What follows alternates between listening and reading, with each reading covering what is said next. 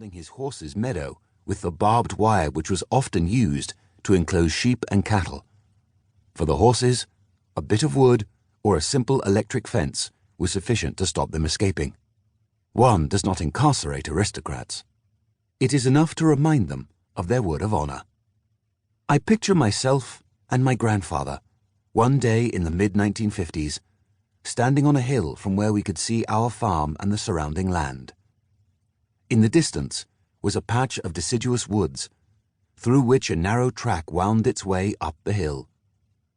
For a while, the silence that usually hung over the rural solitude had been ripped apart by something that resembled a hunchbacked ant, slowly and noisily heaving itself up the hill. As it approached, this gigantic ant revealed itself to be one of my uncle's ancient Mercedes diesel cars. The weighty vehicle drew nearer with Olympian gravitas. My grandfather made a disparaging remark about it, which included the words threshing box, and watched with growing skepticism as my cousin, the man at the helm of this beast, turned off the hard track and headed across the horses' paddock straight towards us. After just a few meters on the damp grass, he lost control and the vehicle jolted sideways, skidded, and made a dive for the electric fence where it became entangled and finally came to a halt by a tree stump in a cloud of dark blue smoke. As the smoke receded, the Olympian emerged into view, the thunderbolts he hurled now trapped within. Ensnared by the electric fence, the car was transformed into a kind of inverse Faraday cage, its numerous metal parts conducting each surge of electricity onto the occupant within. After all the attempts by the driver to extricate the vehicle had failed, a heavy Belgian draft horse came to the rescue. Hitched up to the diesel's rear bumper, this good-natured giant heaved the wrecked vehicle back onto solid ground. Everyone knows the JMW Turner painting of a steam tug puffing away as it tows a proud warship, the Fighting Temeraire, sails furled, to her final resting place in the shipbreaking yard. In our case, though, fate intervened, with accustomed irony, to turn the tide of history.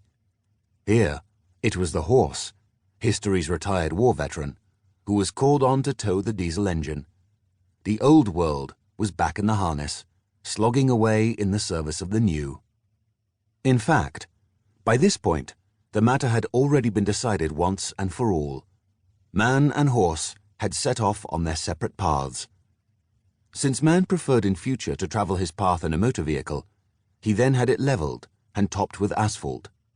Our equine friends were literally outrun, overtaken, left behind.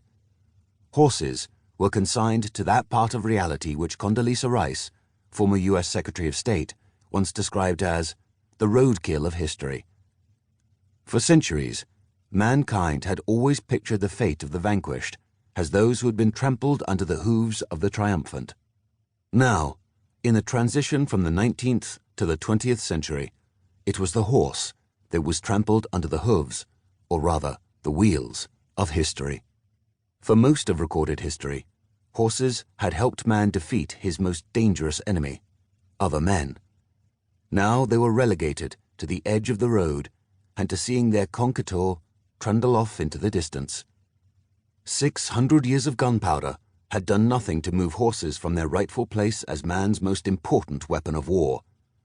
But 100 years of mechanized warfare sufficed to render them obsolete, vanquished by recent history. As simple and straightforward as the parting of ways between man and horse seems, the segregation of mechanical and animal strength, it was in reality nothing like as clear-cut. Mankind was not made up of riders and coachmen one day and motorists the next. It took several phases over the course of 1.5 centuries for man and beast to go their separate ways. From the early 19th century, which saw engineers experimenting with steam-powered vehicles and motors, through to the mid-20th century, when motorized automobiles overtook the horse numerically as the prime mode of transport.